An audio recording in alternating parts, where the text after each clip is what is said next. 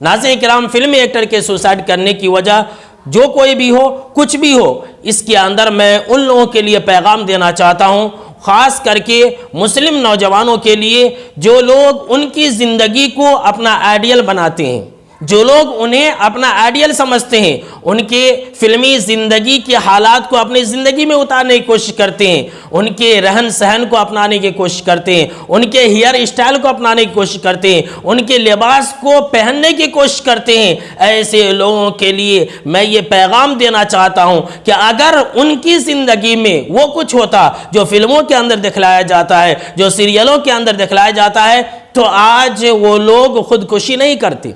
اور یہ کوئی نئی بات نہیں ہے، اس سے پہلے بھی بہت سارے لوگوں نے اپنی زندگی کی تکالیف سے پریشان ہو کر کے سوسائڈ کی ہیں۔ کتنے نادان ہیں وہ لوگ جو ان کو اپنا آئیڈیل سمجھتے ہیں اور ان کی طرح ہر کچھ اپنانے کی کوشش کرتے ہیں۔ لہٰذا میرے مسلم نوجوانوں، ایسے لوگوں کو اپنا آئیڈیل مت سمجھو، ارے اس سے کچھ عبرت حاصل کرو۔ صرف اسٹیٹس لگانے سے، ڈی پی لگانے سے کچھ بات نہیں بنتی میرے بھائیوں، بلکہ دراصل